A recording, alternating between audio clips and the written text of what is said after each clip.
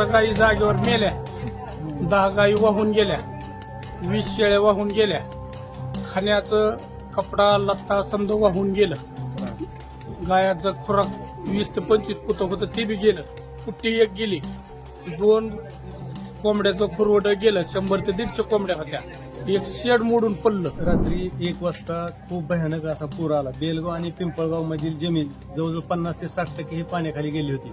त्याच्यामध्ये सर्वात जास्त विश्वनाथ दातखिळे यांचं जे आहे नुकसान न भरून निघणारी इतकी मोठी पोकळी निर्माण झाली आहे. यामध्ये त्यांच्या 17 गाया जागेवर आता आपल्याला पाहायला मिळते. 17 गाया जागेवरती मेल्या आहेत, 10 गाया त्यांच्या वाहून गेल्या आहेत, त्याच्यामध्ये 15 वासरं गेले आहेत, शेळ्या 20 गेल्या आहेत, 100 कोंबड्या जवळजवळ गेलेल्या आहेत. या ठिकाणी बाद त्यांचे लोळलेले आहेत आणि या ठिकाणी त्यांचं शेड असेल, जीवनावश्यक वस्तू असतील ते रात्री सगळ्या वाहून गेलेल्या आहेत. तरी प्रशासनाने याची दखल घेऊन त्या माणसाला मात्र आज त्यांना रडायला जागा नाही.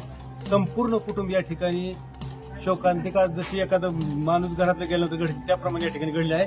तरी तात्काळ त्यांना मदत करावी शासनाला ही आमची नम्रपणे विनंती आहे. ग्रामपंचायत सदस्य या नात्याने, सरपंच, परिषद, राज्य संघटक या नात्याने मी आपल्याला आवाहन करत आहे शासनाला. भूम तालुक्यातील बेलगाव पिंपळगाव येथील दातखिळे या शेतकऱ्याचं अतोनात नुकसान झालं असून त्यांचं कमीत कमी 30 ते 35 लाख रुपयाचे नुकसान झाले आहे. सरकारने भूम तालुक्यातील अतोनात झालेल्या नुकसानीचे पंचनामे करून शेतकऱ्यांना तात्काळ मदत मिळवून द्यावी ही शेतकऱ्यांची मागणी आहे.